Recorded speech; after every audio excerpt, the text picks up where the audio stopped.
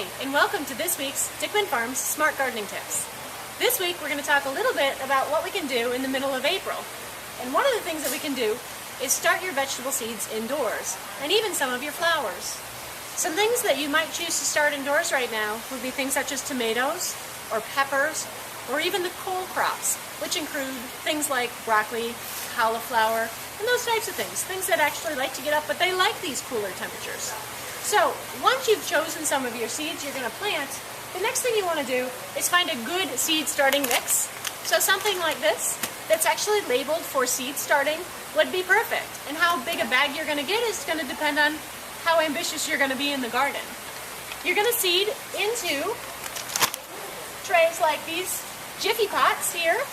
These are great because you can plant the whole thing, seed and all, in the ground.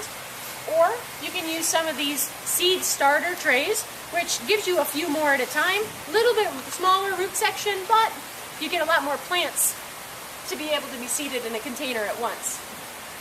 Once you've got them seeded happily into their containers, you're going to want to make sure that you have a way to keep them warm, because the seeds will germinate much better if you have a warm root system and you're keeping that soil moist. Once our little guys pop their heads above the soil level, you're going to want to be sure to move them to a spot that's got enough light for them. And also, go ahead and you can give them a nice light fertilizer like this Growtone. So they don't need anything until they're up, and once they're up, something like this will work great for you. So if you did choose to start something like tomatoes or some of the cole crops, tomatoes are going to go out probably about the end of next month, because that's when it's consistently warm enough for tomatoes to handle that. And then the cole crops, they don't mind if they get cool. So you're going to probably put those out, I don't know, somewhere beginning or mid of next month, once they come up, because it's still cold out there. And speaking of cold, there are some things that we have that do appreciate that. Very recently, a lot of people probably received these or probably purchased some. It's a great way to have a little bit of color this early in the house. However, once they go from this